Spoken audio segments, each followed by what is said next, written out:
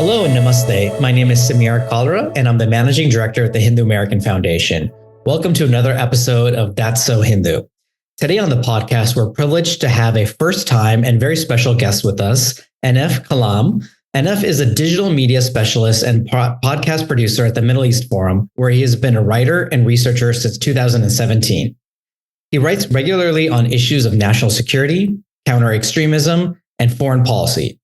His work has appeared in the American Spectator, the Gazette, Daily Wire, the Daily Caller, and other publications. He holds a BA in Political Science and International Studies from the University of Colorado, Denver. He's also a Bangladeshi American and has written extensively on Islamism in Bangladesh. Welcome to the podcast, Ahnaf. Great to have you here with us. Thank you, Samir. It's very good to be on. I've been looking forward to doing this. Wonderful. So, Ahnaf, we had kind of had a plan to talk more broadly about Islamism and particularly in Bangladesh. But there was some obviously shocking news that just came out at the time of this recording or right prior to that. And that was the horrific shooting and murder of two Israeli embassy staff members outside of the Capitol Jewish Museum in Washington, D.C. at an American Jewish Committee event that just happened the night before. And they were murdered in cold blood by pro-Palestinian protesters. And I say that with quotes around it and very intentionally. And so I wanted to start there because one of the victims is actually a friend of yours. And at the Middle East Forum, obviously you work on some of these issues touching on the Middle East and anti-Semitism and how Islamism and Islamist extremism affects the Jewish community as well. So maybe why don't we start there? And if you could, first of all, talk a little bit about your reaction to it, your friendship with one of the victims, and how you see this fitting into the larger kind of Islamist extremist ideology that we see taking place globally, on not just specifically in relation to the Jewish or Hindu communities. Yeah, of course. Now, I should preface this by saying, I do consider Yaron to be a friend, although I did only happen to know him. I only met him 2 days ago, the last 2 days of his life. He was at our Middle East Forum Policy Conference, which was also in DC, just, several blocks away from where this incident took place. And, we're all sort of reeling that this happened. We're all sort of in a bit of a state of shock, and that such a thing could happen in a place like DC. Just something so callous like that could happen. And you mentioned that, we will be tying this back to Islamist extremism. The interesting thing about this particular murder was that it was not an Islamist. It was a leftist who belonged to the Party of Socialism and Liberation in the United States in Chicago. But all the same, it just brings up so many things that, people in our world and people in our field are, it's day-to-day life for us to, be aware of these things that, people have targets on their backs. If you're a Jew, if you are Israeli, if you are an ex-Muslim, if you are a Hindu, if you are any one of these groups who falls into the category of, the enemy for some of these people, this is everyday life for you. Yeah, absolutely. And I think you raise a good point in that the perpetrator was a leftist, a far left radical. But I think that shows, one, the coalition that we've seen between the red and the green, so to speak, kind of the far left communist Marxists, and then the Islamists on the other side, represented by the green. Can you talk a little bit about that relationship? And then also, how the Islamist propaganda has radicalized a lot of people that are on the far left and was, I'm assuming, part of the motivation for this most recent attack. Yeah, of course. The Red-Green Alliance, something I always thought was very fascinating, if for nothing else, because it seems on the surface to be such a comical thing. You would never guess that, these blue-haired, LGBT advocating leftist progressives would make common cause with these rabid Islamists and anti-Semites. And yet here we are. In a sense, I think a lot of it is just that it's just a very trendy sort of thing. It's the new fashionable thing to be a activist for Palestine. And so they're now discovering and appropriating new words. Like it's always interesting when a young, 17 or 20, or a 20-year-old will run around yelling about the Nakba, a word that they just discovered, 5 minutes ago. And they will don their keffiyehs, and they'll follow these protests, these anti-Israel protests, and they'll chant some stuff in Arabic that I'm positive they have no idea what it means. It could mean anything. And there's a lot of things that they do make common cause on, the major one being Israel and by extension the Jews. More than that, I think it's that the Islamists are playing these useful idiot leftists like a fiddle and exploiting them to promote their causes under the guise of it sounding like a fantastical kumbaya John Lennon type of progressive cause that, just like the LGBT movement, just like the Black liberation struggle and the race struggles in Western and American history. And then for them, naturally, the next step in that progression is to align themselves with Islamists. Have Greta Thunberg leading these protests, and she's wearing keffiyehs and chanting "From the river to the sea." And it's, I would want to just sit down and have a good laugh about it if it wasn't so pressing and serious. Yeah, no, absolutely. And I think, one of the other things that comes out of these types of alliances is a common narrative that gaslights the victims, justifies the attacks. And that's something I think we've seen very readily in South Asia, most recently with the terrorist attack in Pahalgam in the Kashmir region of India, where 26 tourists, mostly Hindu, were religiously identified and then slaughtered. And then we very quickly heard that, this was all the result of oppression of Muslims in India, and basically that they quote unquote deserved it, or this was only natural to have happened. Yeah. And I think we see that very similar narrative. We saw it after October 7th. We're seeing it now with this most recent incident.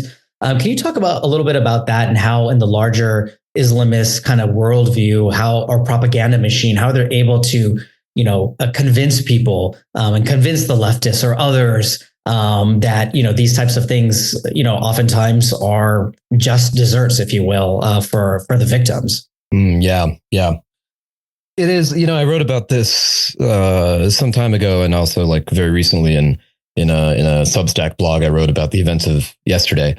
There's a lot of gaslighting, as you said, and there's a lot of victim blaming too.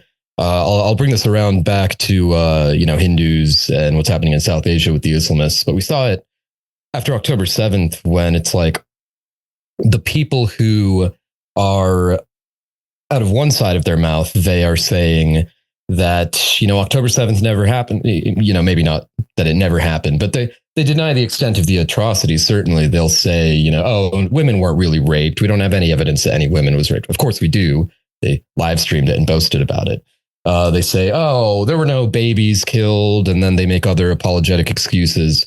One of them that's very prominent, I see, is that the massacre of October 7th was justified because these people that were killed, many of them were combatants because not because they were uniformed troops or soldiers, but because conscription is mandatory in the IDF for Israelis, and so therefore they are soldiers. Therefore, they're fair game. Even though fair game doesn't just mean eliminating a threat. To them, it also includes raping women and massacring infants and burning down homes and what have you. Similar thing is going on in South Asia and in Bangladesh. You mentioned the recent terrorist attack by the Pakistani-backed forces, and beyond that, that was kind of the big one. But in the background,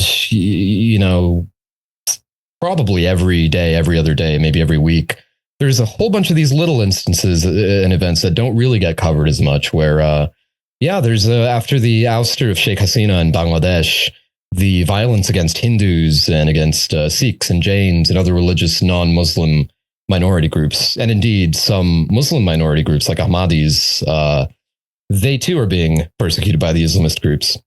One thing that's interesting that I spoke to my friend Karis Rea in a recent Middle East podcast about this. We've seen the emergence of some of these apologists, not just on the left, not just among Islamist circles, but on what has been called like the woke right. I guess, kind of recently coined term. Now, because of this mutual vilification and hatred of certain groups, you now have figures who have no dog in this fight, who don't have any clue about what's happening in South Asia, like Jake Shields or like some of these, right-wing anti-Israel types, Candace Owens, Tucker Carlson, and their ilk. Not necessarily them as individuals, but their circles, so to speak. Now they have decided to take a side and have a dog in the fight as it pertains to South Asian conflicts. And these people who claim to be America First MAGA conservative Americans are now siding with Pakistan over India. They're now siding with the Islamists in Jamaat-e-Islami and other Islamist terrorist groups.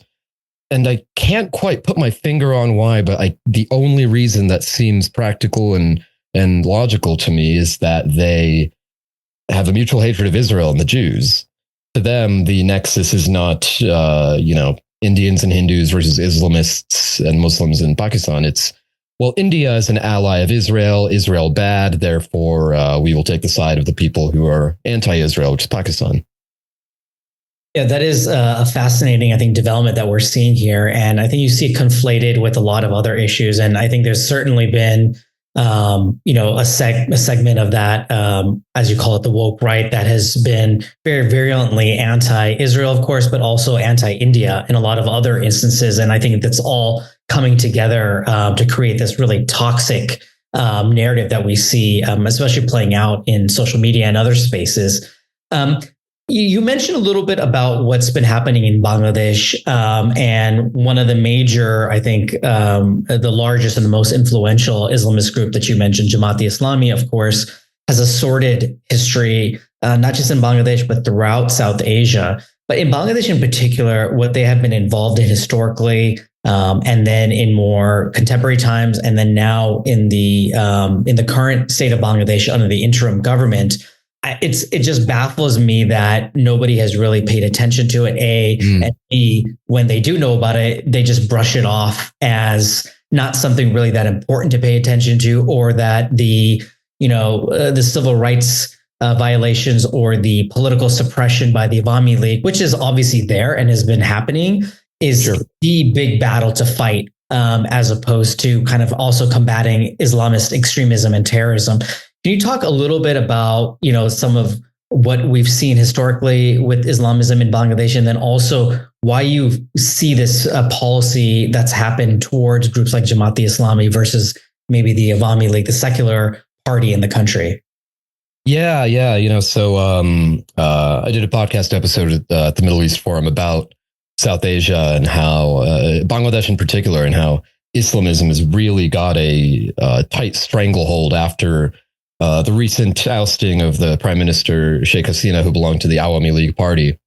And historically, the Awami League Party has been considered the party of the seculars and the liberals and the academics, and the kind of the pushback to the Islamists and to those loyalists to the those still loyal to the factions that we could say are more sympathetic to Pakistan.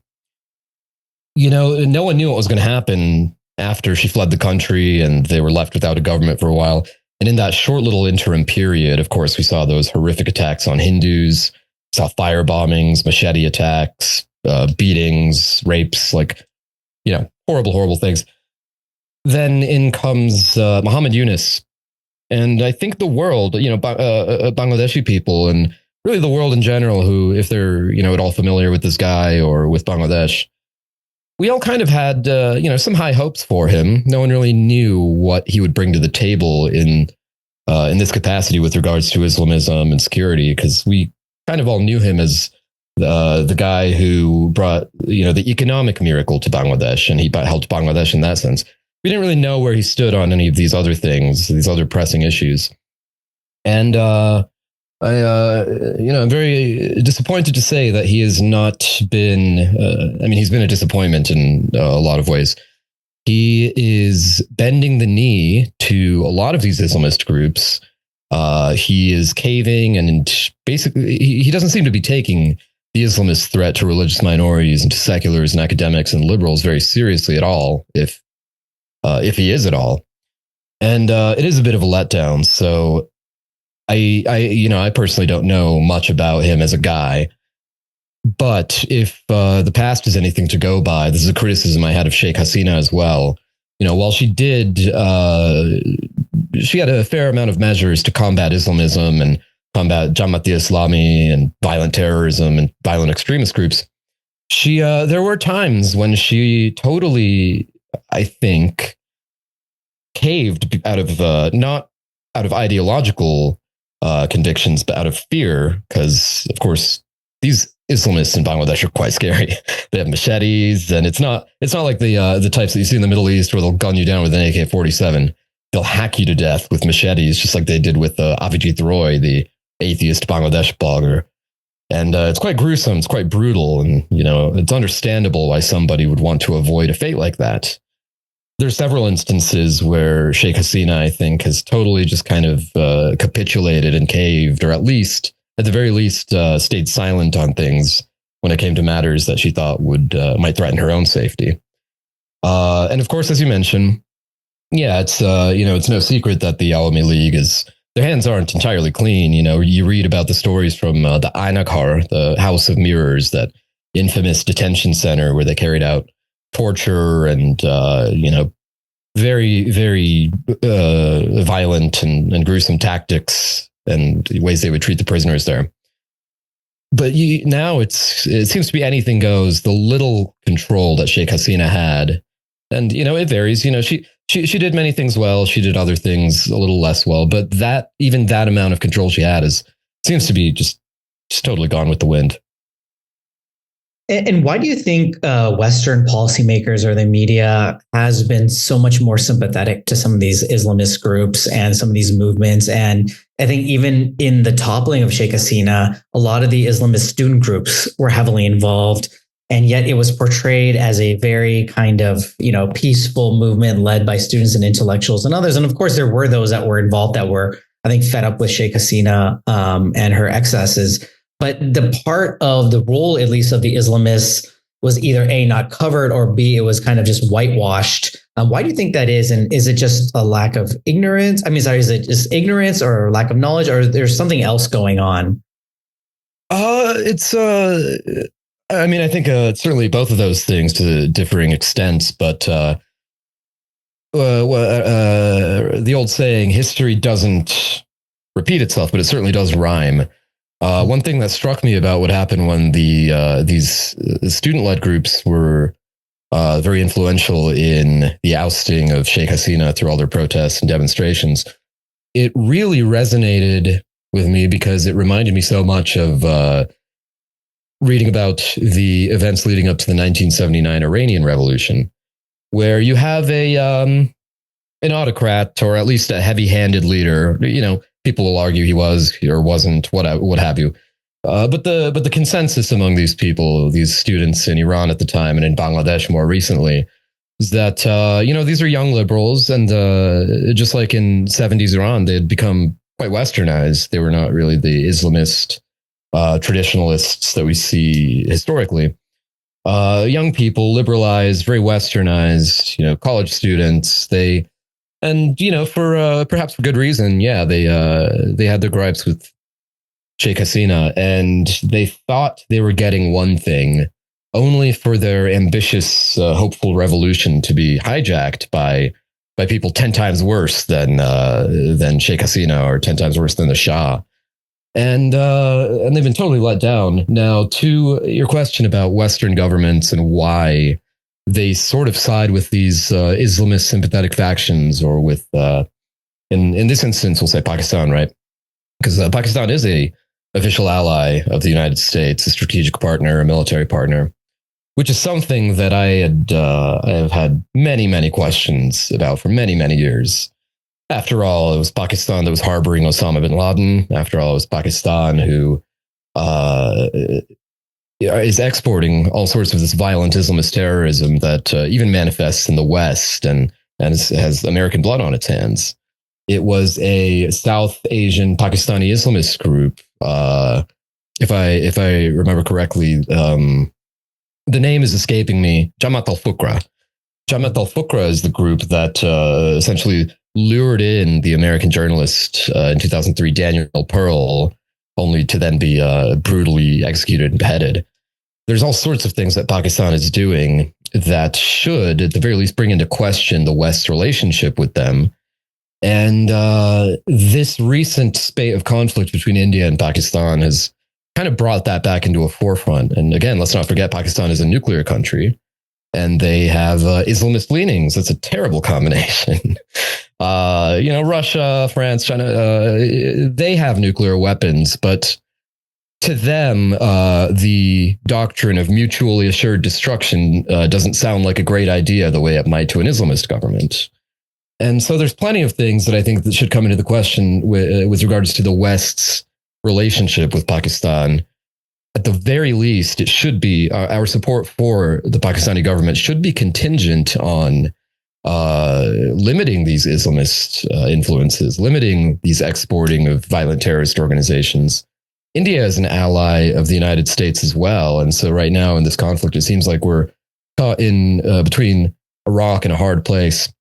Now, there's been some indications from Vice President J.D. Vance and others in the administration like Kash Patel, who for obvious reasons might take a much more open stance towards India against Pakistan in this conflict. J.D. Vance, of course, being married to an Indian woman. His children are half Indian, and Kash Patel, of course, being an Indian. We'll see how this plays out. It seems to have simmered a bit, but I don't expect that these conflicts will be idle for very long.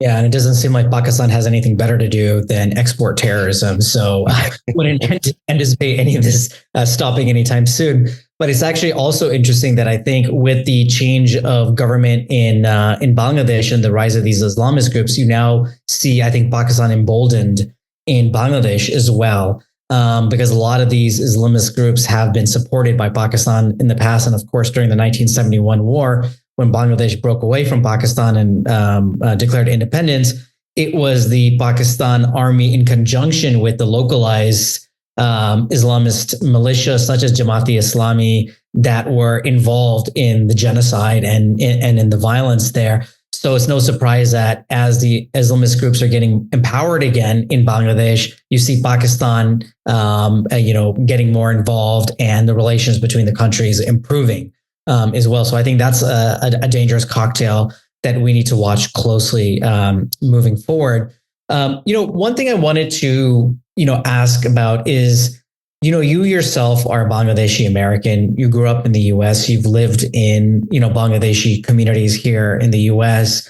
What is the view of what's happening in Bangladesh today amongst the diaspora community? How do they view these developments? How do they view some of these groups and the different factions, both the Islamist ones as well as just the overall larger political parties? What are you hearing and what have your conversations been like within the community? Yeah, I'm very glad you asked that because this is something I did want to get to, and it kind of ties back to the beginning of our conversation. As we were talking about Israel and anti-Semitism and the Free Palestine movement. It is lamentable that, and this, I mostly speak to people, younger people, people around my age, less so with my aunties, my uncles, and people, my elders. It is very disappointing to see that the younger Bangladeshis, and I think this is rooted in the need to stand up with and support the global Muslim Ummah.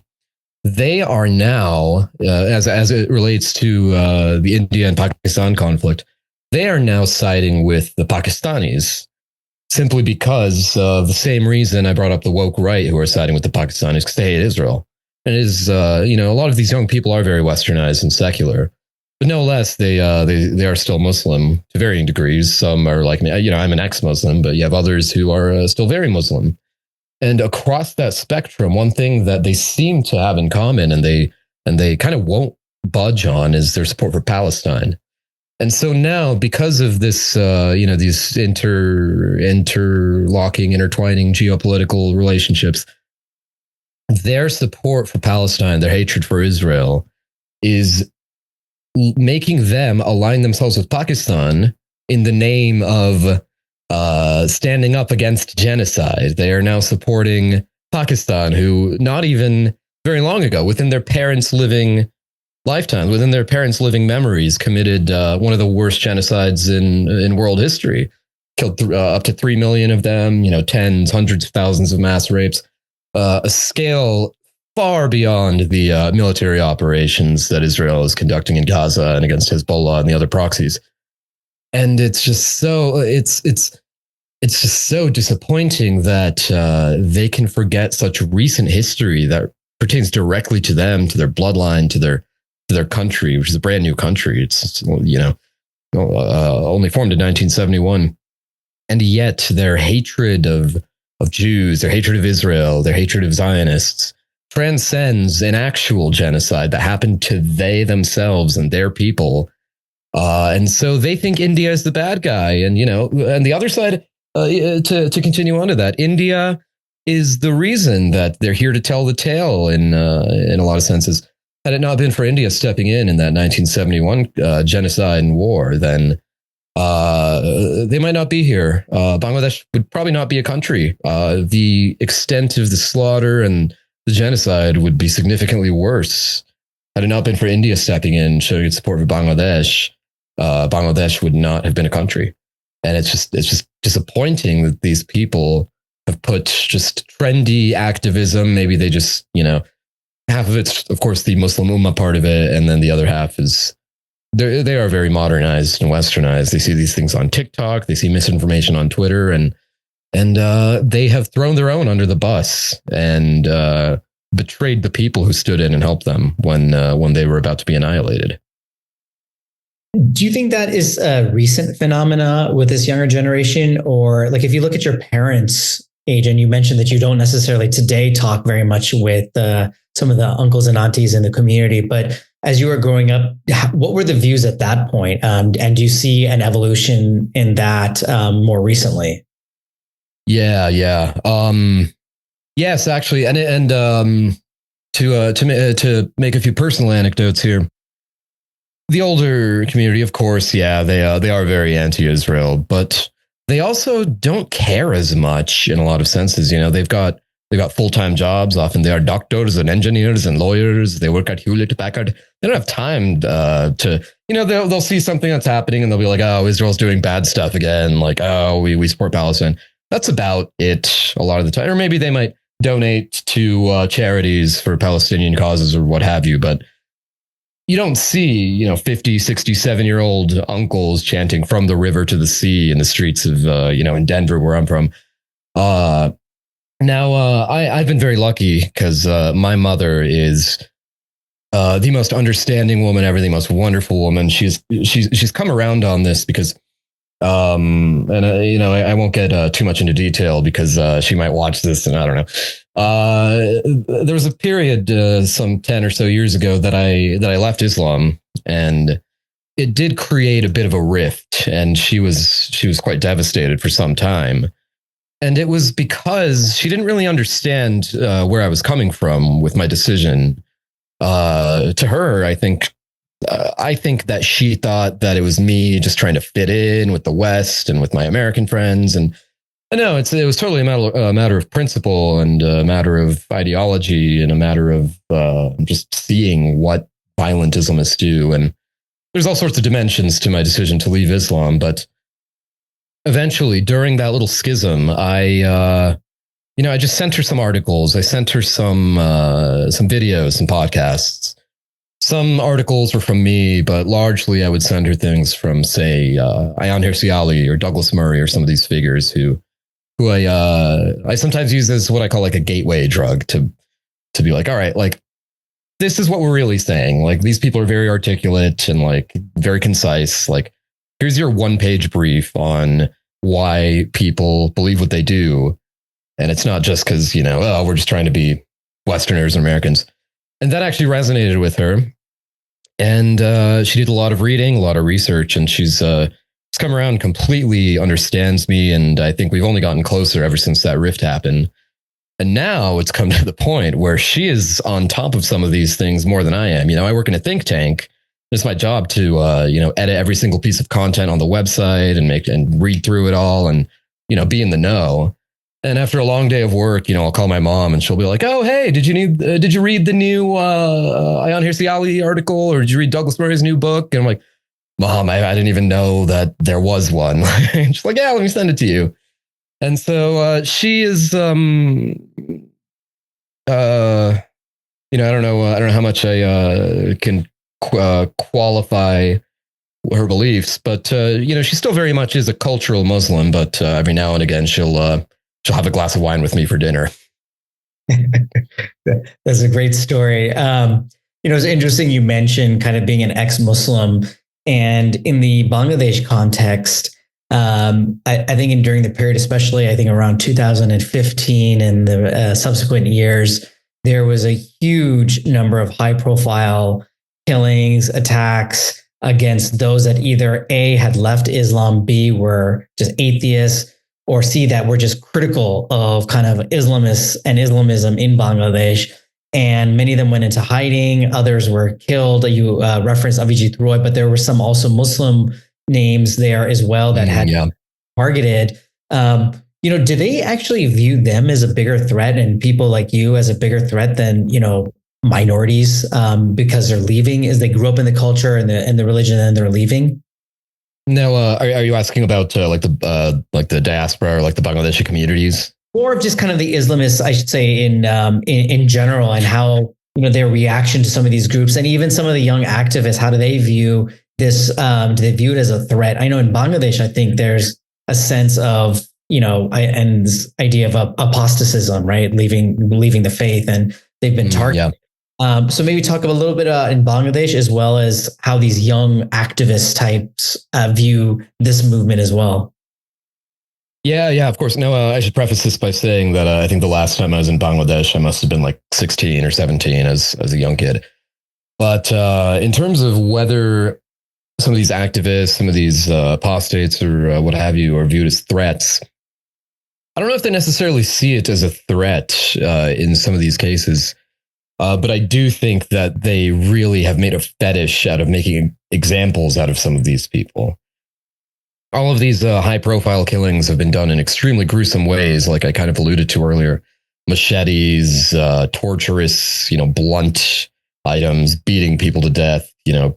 Just very medieval sorts of ways to send a message. And as a result, it works, I would say, because there are plenty of younger people in Bangladesh who, again, to varying degrees of religious faith in Islam, there's plenty of young people who are very liberal. If you go there now, I have friends that live there, and I Skype isn't a thing anymore. I do Zoom calls and FaceTime with them, but there's tattoo shops in Bangladesh now. There's places that'll serve you cocktails, and a lot of people are kind of opening up their worldviews a bit and expanding and becoming very, very much more westernized.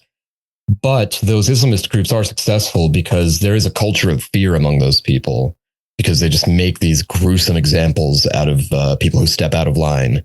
Avijit Roy was the one that really got everything moving for me when, because back in those days I was Muslim, and I was quite Muslim. I would like pray and I'd fast, and I believed all of the Palestine stuff, not because I necessarily knew what I was talking about, but just as a matter of being a Muslim and belonging to the Muslim Ummah. Now, that incident resonated with me and a lot of people my age, a lot of Bangladeshi Americans, where we're like, yeah, okay, we know that Islam is, of course, quite a conservative religion. It's quite strict on a lot of things.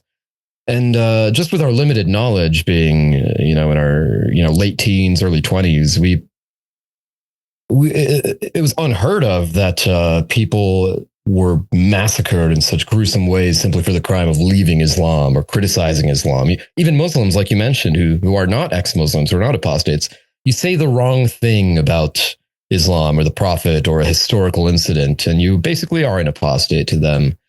And it does work well to silence these people. I'm willing to bet that the views amongst young Bangladeshis are a lot more secular and liberal than you'd imagine. But they're terrified of speaking out and expressing those views, and perhaps for good reason. Absolutely. And speaking of the Islamist groups, and particularly Jamaat-e-Islami, let's use that as an example. Do they have a lot of support amongst the Bangladeshi community here, the diaspora in the U.S.? How do people view them and some of their activities? Yeah, it varies. There's plenty of Bangladeshis who, my parents or my grandparents' generation, before Bangladesh was a country, they historically and ancestrally were more sympathetic to Pakistan before Bangladesh became a nation state in 1971. So the two major parties in Bangladesh are the BNP, the Bangladesh Nationalist Party, which tends to be more aligned with these Islamist factions, more aligned and sympathetic to groups like Jamaat-e-Islami, and the Awami League, of course, which is, at least on paper, the secular Democratic Liberal Party. Now, I would say the breakdown of how people in the Bengali diaspora and in Bengali communities view each one respectively is a lot like, it's not unlike Democrats and Republicans in the United States. Of course, you and much of your audience will probably be familiar with sitting down, or at least walking by, and listening to little snippets of the uncle politics talk at the table.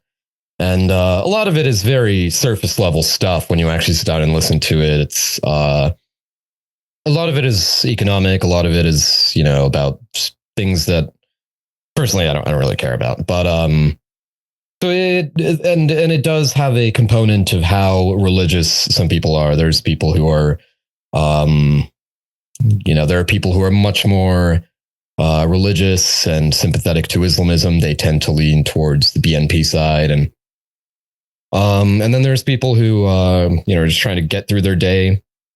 They want Bangladesh to modernize and just be a functional country, basically.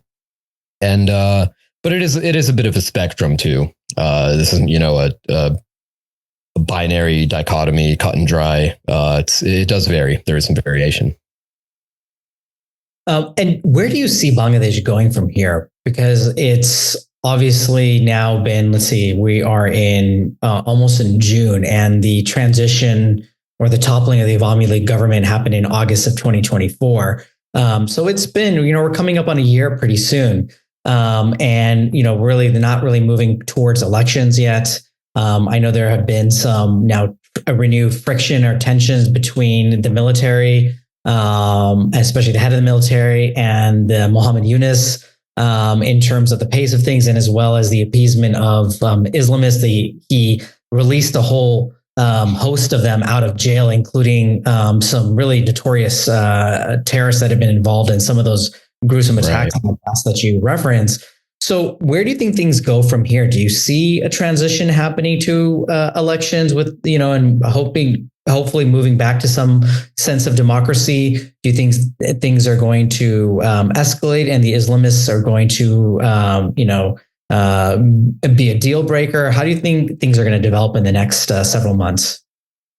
Yeah, there's a lot that remains to be seen. Physically and geographically, where Bangladesh is headed is into the Indian Ocean, because it's all this new development on an already low-lying piece of land that's basically literally sinking into the ocean. So we'll see how much time it has physically. It's I laugh, but it is a concern. No, in terms of the future of Bangladesh, politically, culturally, your guess is as good as mine. And this might be a place where outside powers, particularly the United States, can and perhaps should step in and say, look, we have diplomatic relations with you, but let's make that contingent on a few things. Your country has undergone significant changes here, and we can't just act like none of this ever happened while we continue to provide aid and support in the ways that we have, right? So there should be stipulations. I think the West, not just the West, but I think the international community should say that Bangladesh is at least theoretically a democracy, should, we can't have Mohammed Yunus in there forever. And what happens if we do? We have a Nobel Peace Prize winning dictator. Some people really do still support Mohammed Yunus and what he's doing, but like you said, a lot of these actions where he is pulling notorious Islamists out of prison, he's kind of bending the knee, he's caving to these Islamist groups. Ultimately, these have effect outside of South Asia as well. Groups like Lashkar-e-Taiba and Jamaat-e-Islami, other militant groups. Their actions are virtually never just centralized to Bangladesh or Pakistan or India. These things are exported all over the place. The most prominent is the London terrorist attacks by Lashkar-e-Taiba. Every one of these other external world powers has a dog in this fight, so to speak. And these are large populations, right? India is, of course, almost 2 billion people. Bangladesh is 170 million people. Pakistan's like 250 million. Like, these are huge groups of people. And we don't hear as much about the Islamist groups and the violent extremism that gets exported from these groups, but just in the same way that we do with, say, Hamas or Hezbollah or the Houthis that are making the headlines every single day. But statistically and proportionally, these are enormous numbers of people. Like, if 1% of 170 million Bangladeshis goes on to do global violent jihad, that's a small army. Same with Pakistan. If 1%, 5% of those people decide that they want to strap suicide bombs on and declare death to the West, that's a huge threat. That's a pressing threat. And the fact that they're kind of being swept under the rug because it doesn't really affect us. It's just a thing that they've always dealt with.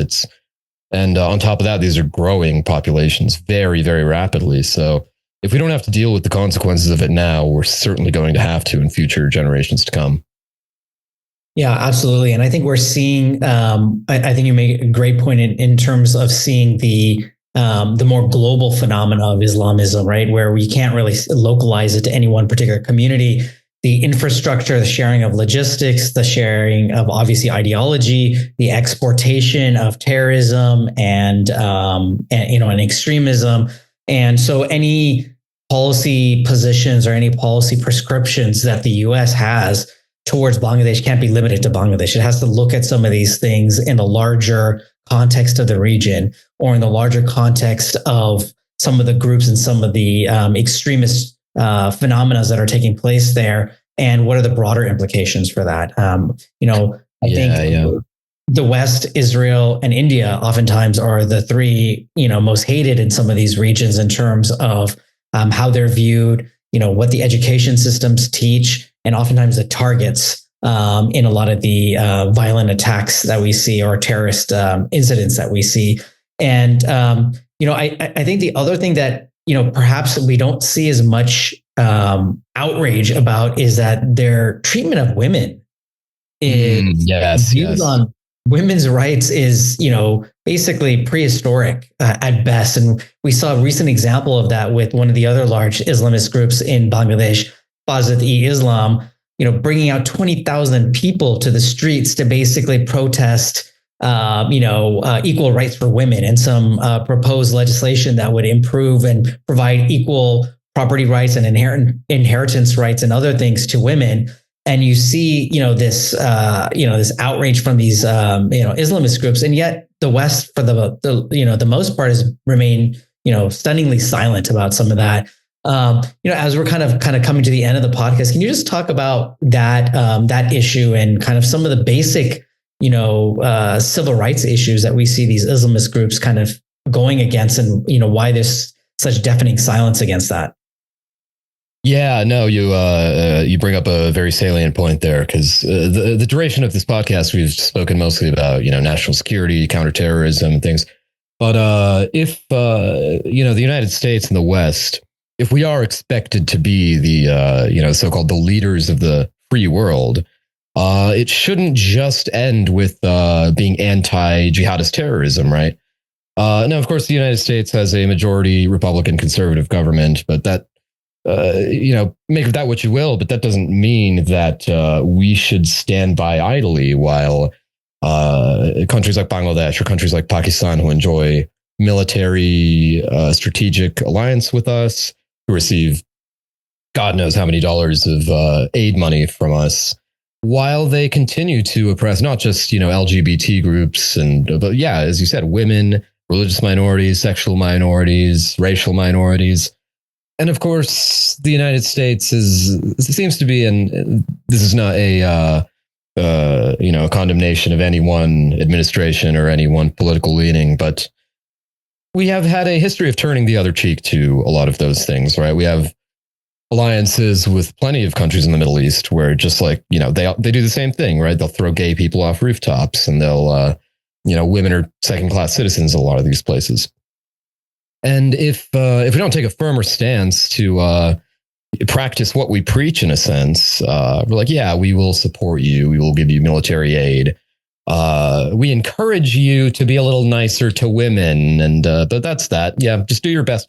I don't think that's enough, And one thing, this is not quite related, but it goes back to something else you said before you brought up this question of like civil rights and individual rights, is the unintended consequences that we don't think of. As you said, we're largely focused on India, Pakistan, Bangladesh, but the United States has everything to lose when, for instance, they are basically turning a blind eye to Bangladesh's pivot towards Pakistan. That doesn't just involve those two countries, right? That puts the entire global shift in the region towards China and towards, by extension, towards Russia and towards some adversaries to the United States. If and the last thing we want to happen is for a country like Bangladesh, 170 some odd million odd people, to become basically a hub for jihadists and being exported all across the globe.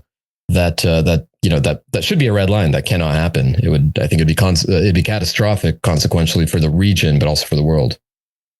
Yeah, absolutely. And I think I'm glad you mentioned China, because China's role in this whole equation, I think, is very important. And if for no other reason, I think the US has to be very concerned about that access potentially getting closer. And obviously we see Pakistan and China having a long enduring partnership. And obviously China has made some overtures to Bangladesh and has had, different levels of, relationships. But after the Awami League government went out of power with the current government, we see them getting closer to China. I think that's very concerning from a US perspective as well.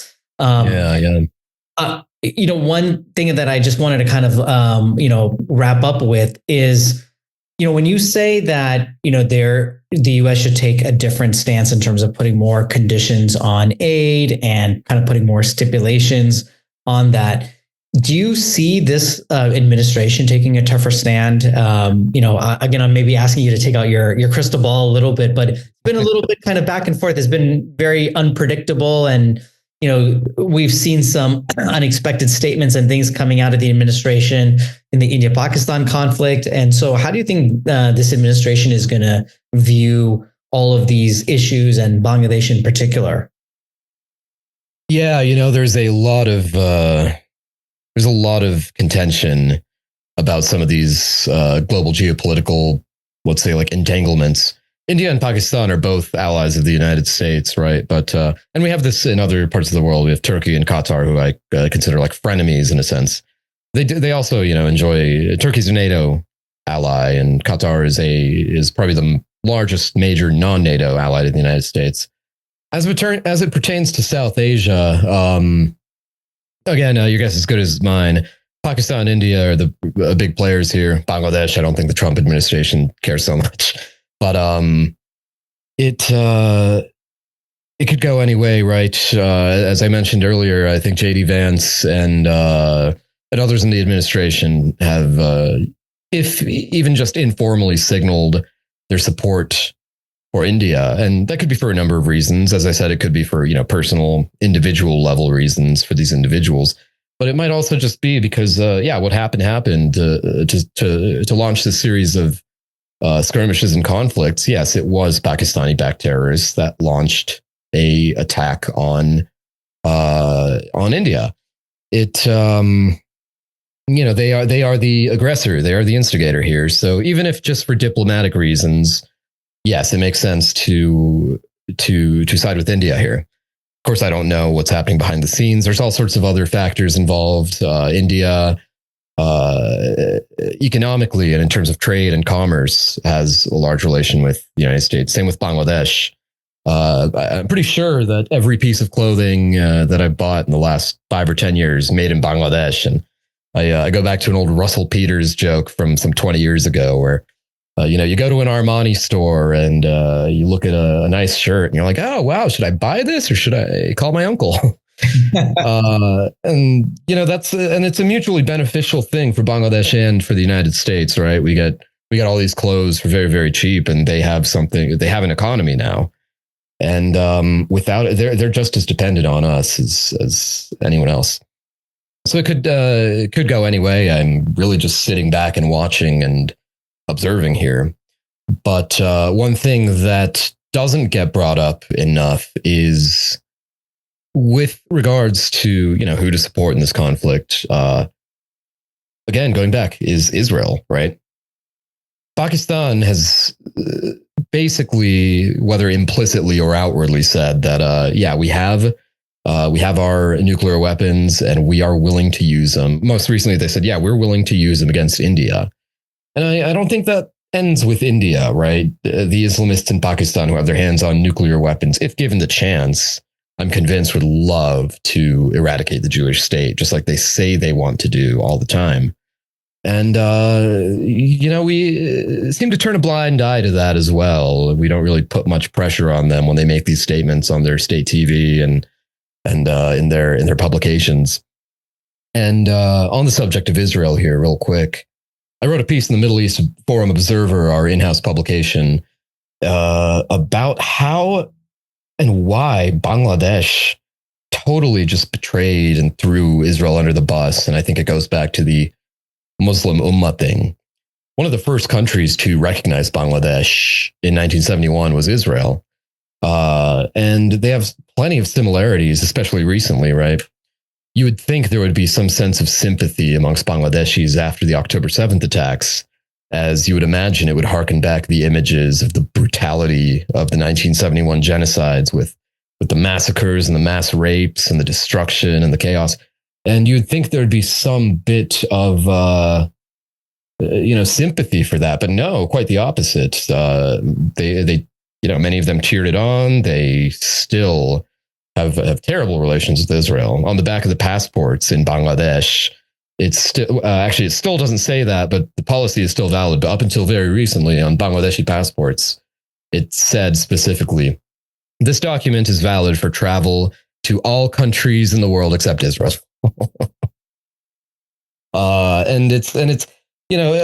It would be beneficial for Bangladesh to start forming diplomatic relations with Israel.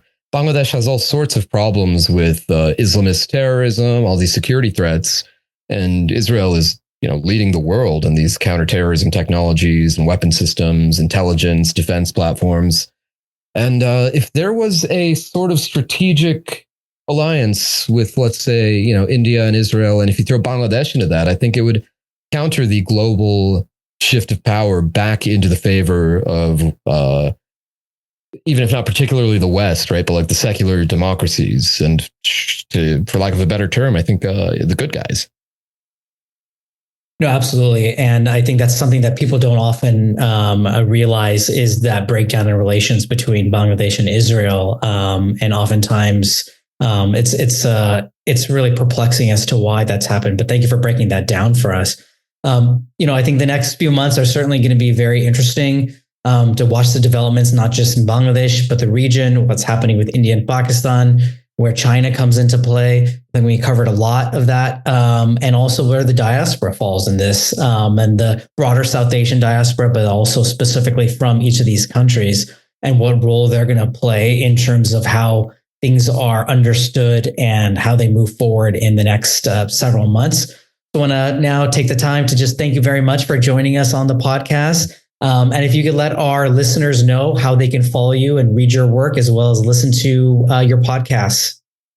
Yeah, of course. And again, thank you for having me on. It's always fun to discuss what I have been calling the 9/11 versus 7/11 wars. But yeah, of course, my for those interested, you can follow my writing at the Middle East Forum.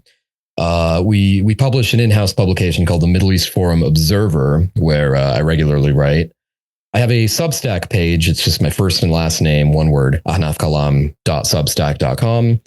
I tweet and sometimes cyberbully politicians on my X account. Again, just my first name, my first and last name, Ahnaf Kalam. And finally, I run the Middle East Forum's podcast series, which is just called the Middle East Forum Podcast.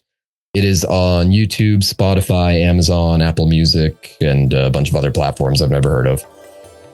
Right. Great. Well, thank you again so much for joining us. And thanks to all our listeners for tuning in to this episode of That's So Hindu. Well, that's it for this episode of That's So Hindu. If you enjoyed this episode, please share it now with someone who you think will like it too. Please also like, follow, and or subscribe to this show on whatever platform you're listening to it on. You can help ensure that more of these get made by making a donation to HAF at www.hinduamerican.org/donate. Thanks again for listening.